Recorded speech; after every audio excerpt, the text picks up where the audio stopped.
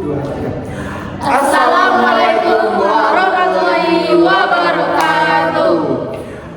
Perkenalkan, kami dari kelompok 2. Di sini kami akan menjelaskan mengenai risiko keamanan cloud dan cara penanganannya atau mitigasinya.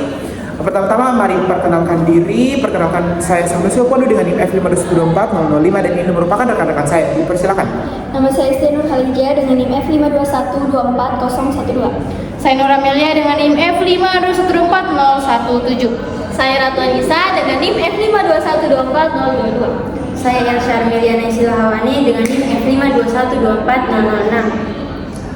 Pertama-tama mari kita masuk ke pembahasan utama. Sebenarnya apa sih yang perlu dipelajari atau apa tujuan dari materi tentang risiko keamanan ini? Nah, pembelajaran pertama yakni bagaimana mahasiswa mampu memahami tentang risiko keamanan cloud itu sendiri. Untuk poin yang kedua yakni mahasiswa mampu menganalisis kasus nyata dan solusi dari permasalahan tersebut atau mitigasinya.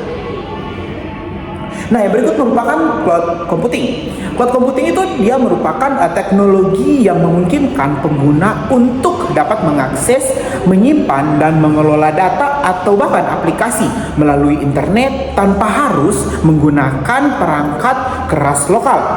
Nah, dengan cloud tersebut, sumber daya seperti server, penyimpanan, dan bahkan software itu sendiri, dia disediakan secara virtual atau penyediaannya itu dia langsung dari Google Cloud, Amazon Web Service yang biasa disebut dengan AWS atau juga Microsoft Azure.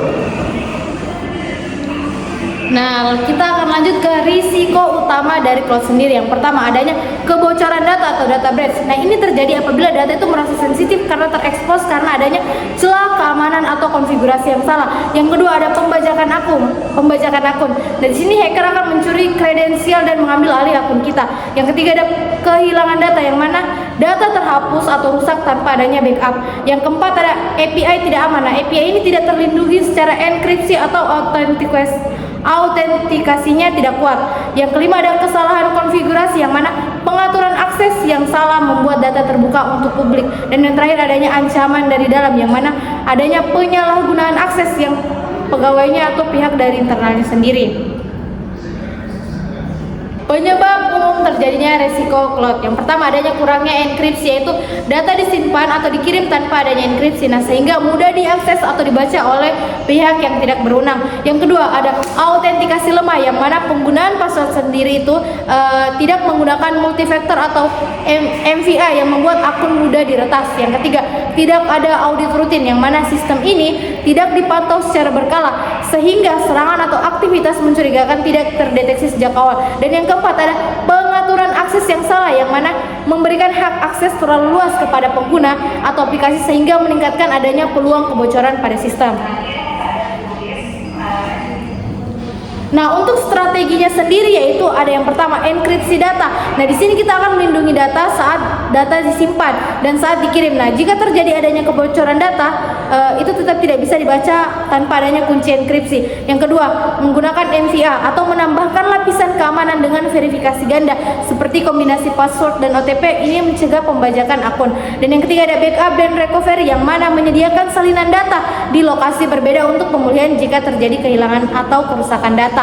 Dan yang keempat, ada monitoring dan audit keamanan yang mana kita melakukan pemantauan aktivitas secara real time serta audit logout untuk mendeteksi adanya aktivitas mencurigakan yang lebih cepat. Dan yang terakhir, ada kita melakukan pelatihan keamanan pengguna yang mana kita melakukan edukasi terhadap karyawan tentang adanya ancaman phishing, keamanan password, dan juga kebijakan akses yang aman.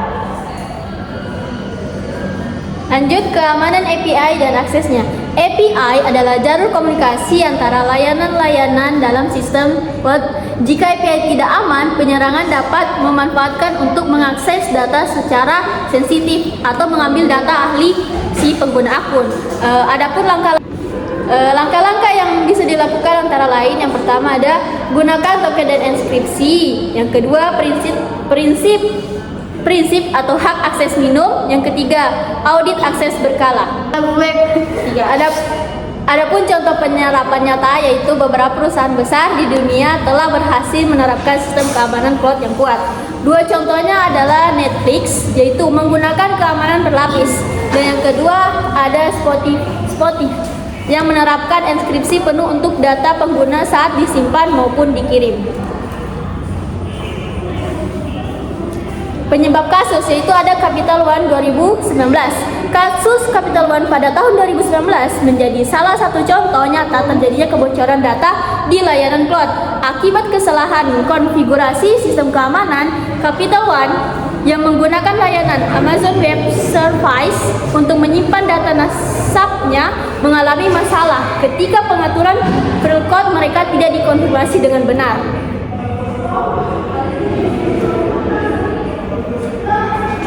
Nah, kalau mau dibawa ke dalam kehidupan sehari-hari, mirip seperti kasus video perselingkuhannya Jule, yang mana itu viral di media sosial. Viralnya juga disebabkan karena apa? Oleh kurangnya perlindungan data pribadi dan keamanan digital individu.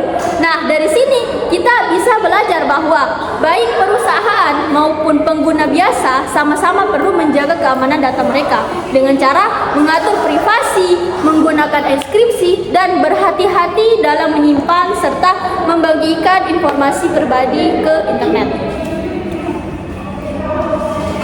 Dan selanjutnya di sini terdapat 4 dampak kasus. Yang pertama itu 100 juta data nasabah bocor, dan yang kedua itu kerugian finansial besar, yang ketiga reputasi perusahaan turun, dan yang keempat tuntutan hukum dan pengawasan.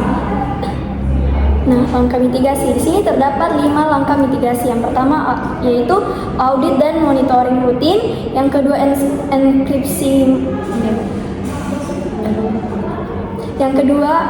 enkripsi menyeluruh, dan yang ketiga pelatihan keamanan staf, yang keempat kontrol akses ketat atau AIM, dan yang kelima review konfigurasi code.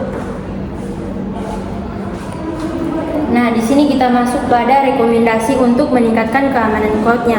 Yang pertama itu kita menerapkan Zero Trust Security, di mana ini artinya jangan percaya otomatis pada siapapun. Jadi semua akses harus diverifikasi. Nah, rekomendasi kedua itu gunakan AIM atau Identity and Access Management, yaitu artinya kelola akses pengguna dan perangkat secara ketat. Yang ketiga, perkuat proteksi API, yaitu gunakan enkripsi token dan audit berkala untuk mencegah penyalahgunaan. Nah, rekomendasi terakhir yaitu tingkatkan edukasi pengguna. Jadi artinya pastikan semua pihak memahami peran mereka dalam menjaga keamanan cloud. Nah, untuk refleksi kelompok ada kelompok kami yaitu 4. Di mana yang pertama yaitu risiko keamanan tidak hanya berasal dari teknologi, tapi juga dari manusia. Yang kedua yaitu kolaborasi antara penyedia layanan dan pengguna sangat penting. Yang ketiga, kesalahan kecil pengguna dapat berdampak besar terhadap sistem cloud. Yang terakhir, kesadaran, kebijakan, dan budaya keamanan harus berjalan beriringan. Demikianlah presentasi yang dibawakan oleh kelompok saya, yakni demikian presentasi yang dapat dijelaskan oleh kelompok saya, yakni kelompok 2. Bisa ditarik kesimpulan bahwa keamanan cloud itu harus menjadi prioritas utama, karena dalam pengelolaan data digital itu risikonya itu sangat besar, seperti kebocoran data, kesalahan konfigurasi, dan hal-hal tersebut dapat diminimalisirkan dengan melalui kombinasi teknologi, kebijakan, dan edukasi. Nah, demikian yang dapat kami jelaskan. Kami dari kelompok 2 pamit undur diri. Wassalamualaikum warahmatullahi